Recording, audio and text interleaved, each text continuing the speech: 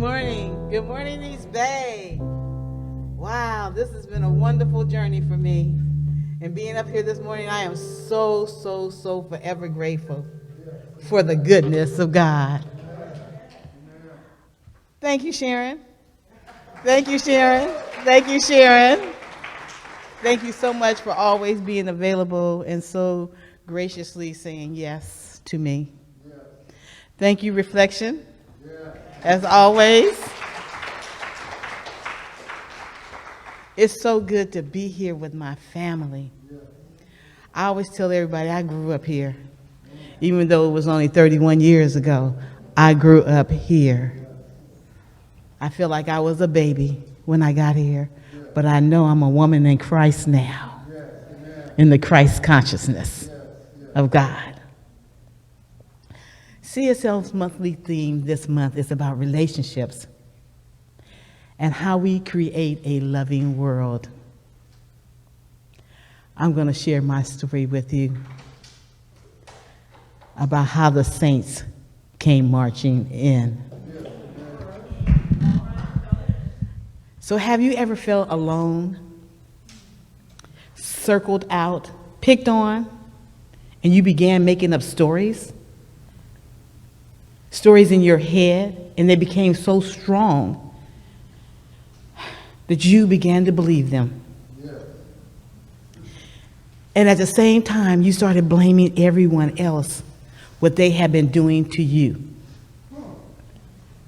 Well, it's a lonely road when we walk in that state of mind. So again, I will be sharing my story of the saints marching in. When I was reflecting on how I would share this story, or even if I would share this story, Spirit came to me and said, yes, it is time to let it all go. This is my story, and a lot of it I will say in the first tense, but it's for all of us.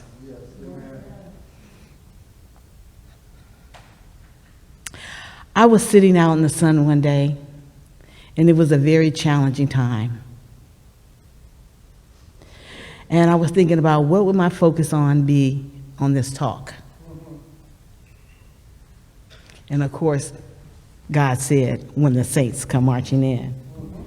I laughed because that's exactly what happened. You see, I was in this place where I needed prayer. Big prayer, serious prayer, powerful prayer. Well, that's what I thought it had to be, because it was so big to me in my life. I felt my soul was screaming. And I knew I couldn't do it all alone. I was in so much heart pain because I had been wronged. And you know, as some of us do, I know not any of you, started pointing the finger. They were doing something to me. Boy, my finger sure got a lot of exercise pointing. Pointing at all the people in the situation of what was going on. It was all their fault, you know. Even though the facts were correct, it was not the truth. The truth of who I am, as I'm a divine child of God. But I wasn't focused on that. I wasn't paying attention to that. My mind was so caught up in the story of what was going on that I was making up in my head too. But you see, I was adamant they were wrong because they had wronged me. This is my thought anyway, and I was giving my power away. Yes, I was. I know now that's what was happening. But I realized people's personalities have no power over me. The only power they have over me is the power that I give them. Amen. And I was giving them all my power at the time. Amen. But what I also know that the facts doesn't have any power. It's the power lies in the belief of the facts. Amen. So they may have been telling the facts, but my belief in the facts was giving them the power. I never talked with anybody really about the way I was feeling, but I was talking about what they were doing to me. This went on for a while until it got to a point where the pain was so great, and I was at my lowest low. And you know, when you hold on to something so tight, and because you're right, you get sick and tired of being sick and tired. And you get sick and tired of holding on to the pain. I cried continually for over a week. I mean, every day, all day. Somebody said something to me, I just started crying. I couldn't stop. But I knew then that something had to happen. Something had to change. So I began the process of surrendering. In the beginning, I just let my whole idea of it was just to let the tears flow. I really am an adamant believer of crying because I feel like it releases whatever that is in your body that you're holding on to. So it's the beginning of really letting go of all that. But I also realized I couldn't hide anymore. Well, I thought I was hiding anyway. Because when I was telling my story, I thought I was right, of course. And so people, I thought, were probably, let me get out of there. No one was saying it to me, anything at the time. They were just letting me be in my stuff. But I finally got honest with myself. And I said, I need some help. And so I decided to call my minister friends, practitioners, prayer partners, all who would pray for me. I was on my knees crying and praying. Surrendering, letting go of everything, knowing that all would fall into place. I had to get out of my way, and I had to let it go. Yes. And boy, did the saints come marching in. Hence the name of the talk, right? They prayed and prayed and prayed, and they affirmed in the most powerful way. They reminded me of who I am and whose I am. God knows your name, Sherri. God knows your name.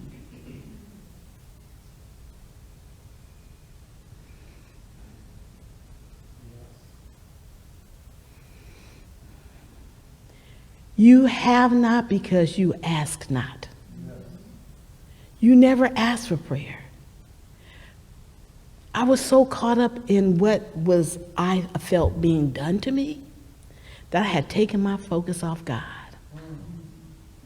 I thought I was doing everything. I had to correct it. I had to sometimes tell them about themselves. But the power of prayer, when you surrender and let God have his way, the allness of God shows up in the most miraculous way. I am so grateful for the surrender and my prayer warriors. Because I tell you, within a day, that situation was done. It was over. I felt so free. Just like that. Just like that. In the surrender and in the prayer. And in acceptance.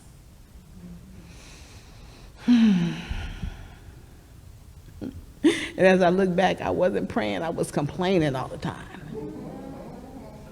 So I know, I did this, and, if you've ever done that, check it out. Remember this, the only relationship that you need, and I'm trying to fix this relationship I have with this situation, right? But the only relationship you need to be concerned with is the relationship you have with God. God is our foundation. God is our security, our strength. God is the source, the substance, and the supply. Remember that. And then this quote, unity is the basis of all there is. There's but one God, but one mind, but one spirit, and but one power. When I embody myself in these thoughts selfishly, I am separating myself from that which I think would be my good. You may think this is a very subtle thing and could not be the reason for so much trouble. It is the foundation of most of our troubles. I am unconsciously separating myself from my good. So what this is saying is when you think you're doing something and you're not focusing on God, you're doing a separation. Because of ourselves, we do nothing. And when we do try to do it, you know how it ends up. It don't be looking good sometimes. Everything begins in spirit. God, thy holy presence, whatever you want to call it, and our life and our relationship with others begin with our relationship with the Creator. When you focus on God and surrender to its loving presence, whatever is going on in your life is taken care of. But not by you, but by the presence of that is greater than you. Yes, yes. So as I look back, I realized I took my focus off of God. I was looking at all the things I did not like, the things that were making me feel uncomfortable. And many times I got stuck right there. I forgot who I was. But when the pain got so unbearable, it brought me to my knees. We know at that time that we must let go. But we can't let go before it even gets to that point. So I have 4 things I want to share with you that was reminded by the saints. I was reminded of by the saints on this road to healing. Forgiveness, love, gratitude, and grace. Ah, yes. Love. I started with love because I realized that it is the basis of all things. In any situation, in any painful situation, is to love yourself. And even sometimes have to find how we can love and appreciate that situation. Because there's always a gift in things that we are going through. There's always something for us to learn, to grow from, and be able to share, move on, because, you know, our life is our testimony. And when we get to learn that, we get to share it and hopefully support other people in that endeavor. We know that love is a giving us a spirit, and it is God's way of expressing itself through us. Love is the happiness and the understanding. Love expresses as joy, peace, calm, all those things that we affirm and want in our lives. It all begins with love. Love allows us to not judge people. When I was able to see love in this situation, I was able to let go of what I felt or how I felt I was being wronged. And understand that people do what they do, and it usually don't have anything to do with me.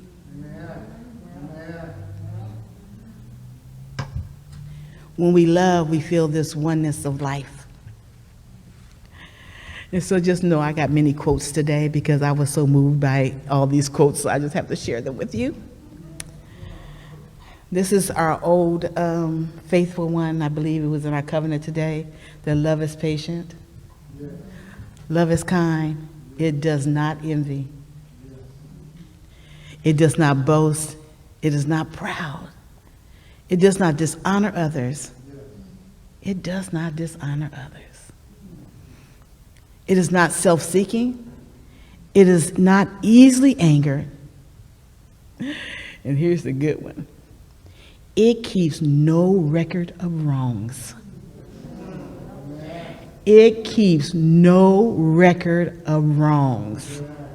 And I had a long list. Love does not delight in evil, but rejoices in the truth. It always protects, always hurts, always trusts, always hopes, always perseveres. And then we move into our forgiveness.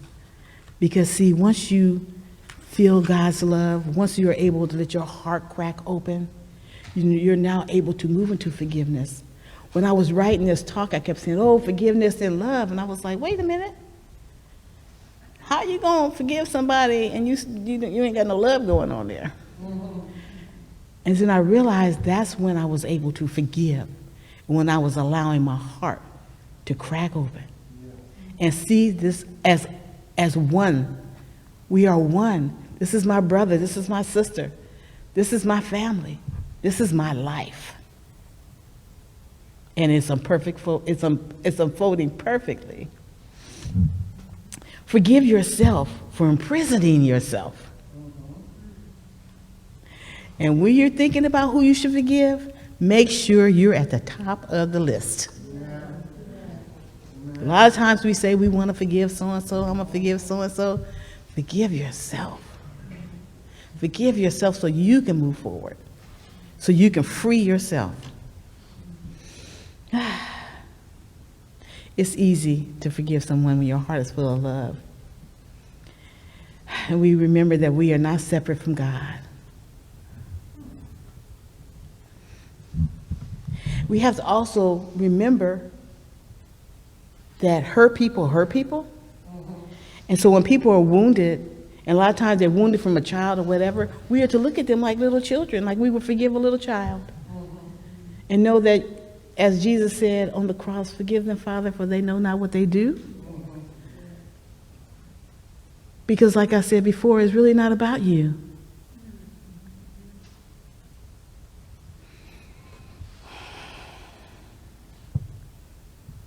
We have to always remember that we are one with God. So no matter what is going on in our lives, it's okay. It's okay when we focus on God and keep God first in our lives. No matter what the situation is, it's going to be done. It's going to be taken care of. And we have to know that. But sometimes we do have to ask for help. We have to ask for prayer, because sometimes we get our littleness in the way and then we try to take over and correct it. And no matter what's going on with you and someone else, love them anyway. I know that may not be easy. That may even sound kind of like impossible, but it's so necessary, and it can be done, because that's the only way you're going to be able to forgive somebody, is to love them. It starts with love. Everything starts with love. Everything begins with love. And as far as I'm concerned, everything ends with love. You may not agree with them, but we must forgive them. Forgiveness clears the way to our greater good. It's the opening of a door, a channel, a way that we are free from the prison we put ourselves in.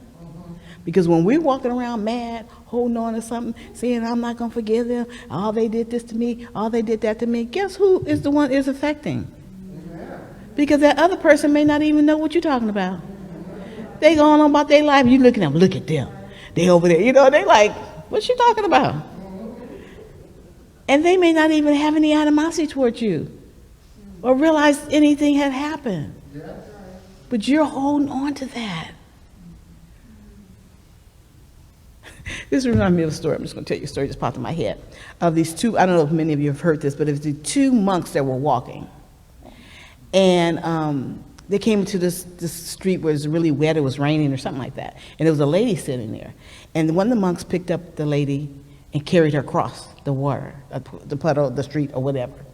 And so they're walking, continue. He put her down, and they're walking. They had walked miles.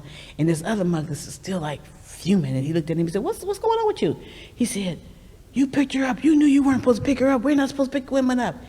And he looked at him and he said, I put her down way back there, and you still carrying her. You still carrying her. I put her back. I put her down. So that's what we do sometimes. The other person going on about their business, and we still carrying it. Amen. If God can work for us only by working through us, then this statement of Jesus stands true and is really a statement of the law of cause and effect.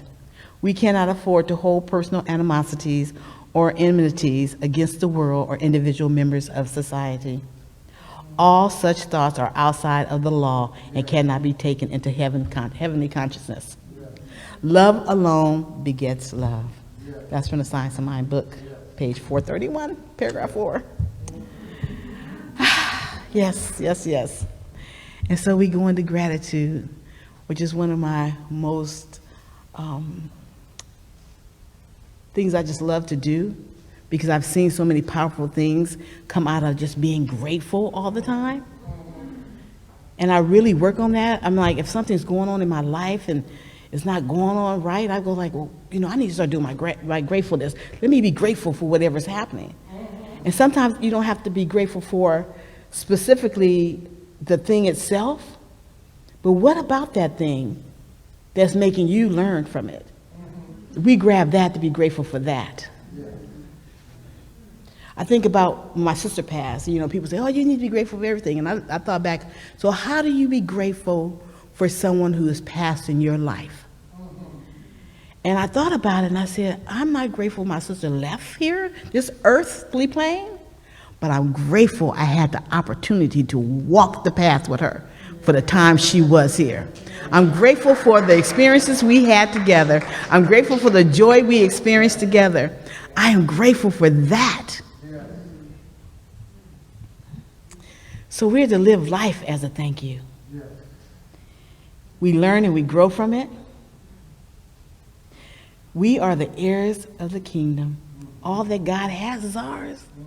So we just have to know and accept it. Even with the things that make you uncomfortable, what am I to get out of this? What am I to learn from this? What is it saying to me about me? Gratefulness opens the doors to so much more. One of the things I know for sure, when we are grateful, fear disappears and abundance appears. There is a turning point for every soul. It is the blessed moment when the hardships of life's adversity give way to the awakening to the presence of God. It is the hour of crisis which bears the child of spirit. It is the end of suffering and the dawn of freedom. It is God's finest hour and a happy opportunity of truth to shine into the light. It is the renaissance of us all. That's by Alan Coleman. And grace. I realized this was very difficult for me to even say anything about it, because trying to describe grace is like trying to describe God. It is something that just is. God holds no animosity, no nothing against us. We always have God's grace. There's never that God says, no, I'm going to do this to you, I'm going to do that to you. That's not the truth. God said, you are my child. And what I have is yours. It reminds me of the prodigal son. He didn't have to come back and explain to his dad. His dad said, this, what I have is yours. He gave him grace. That's what God gives us.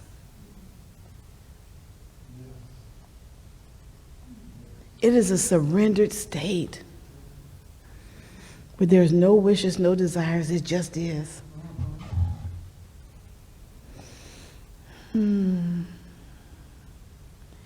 It just is. So it's just like the purest love of God is in grace. There's nothing to be said. You are loved always. You don't even have to be forgiving, because I've never said anything about that you've done that wasn't right.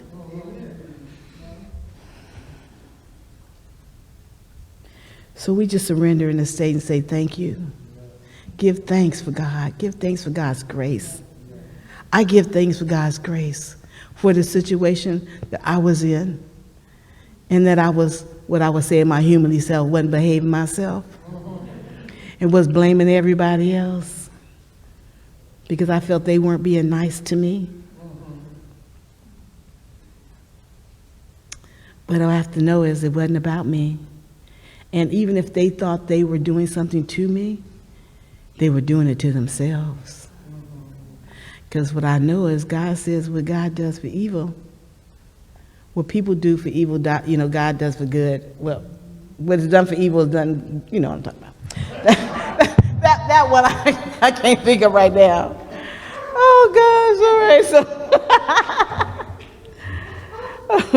So, okay, so Marianne Williams said, this is my last quote for the evening. We're getting ready to close. But what Marianne Williams has said, it doesn't matter what they call it, what you call it, as long as you call on it.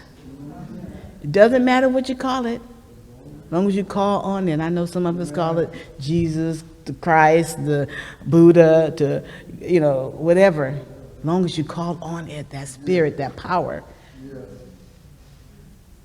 The point is not a name or a word or any religious doctrine or dogma. The point is a spiritual principle that becomes a living reality affecting both body and soul. That a power greater than the mortal mind, in you but not of you, can do for you what you cannot do for yourself. And that's what I'm talking about, the power of prayer. You got to call on your prayer warriors. You got to call them saints. You can call them whatever you want to. For me, the saints came marching in, because I'm telling you, I was going through this for a while, and it was the outcome I wanted, or I felt I needed. And when I called on them, like, boom, I was ready to let it go and not try to carry it myself. So here are 4 points I want to leave you with.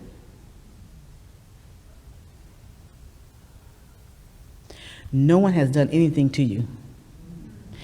Of course, again, they're doing it to themselves. You can choose it. You can choose to accept it as yours if you like. 1, love is the answer, whatever the question is. Love is the answer.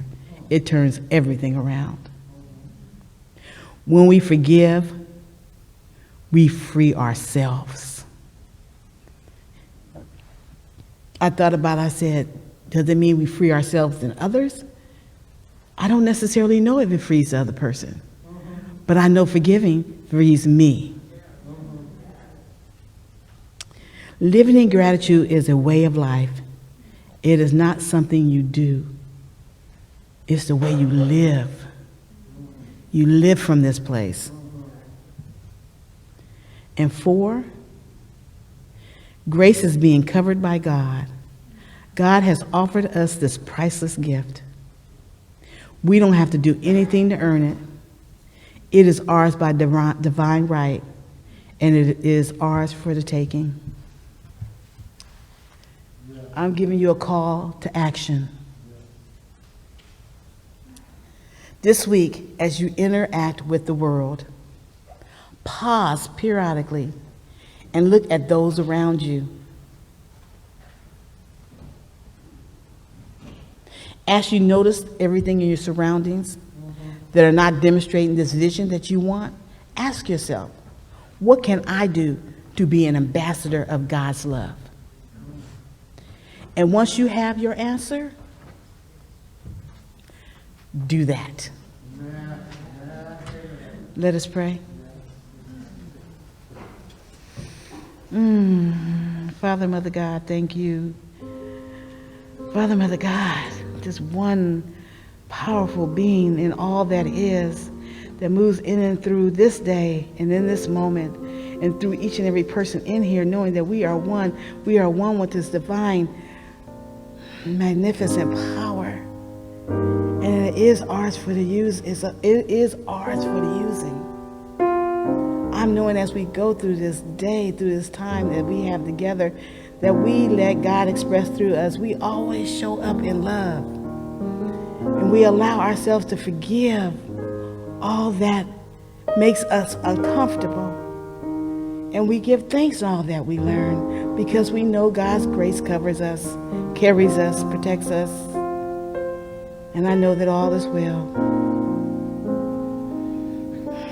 Give me thanks for this and releasing it and letting it be. So it is.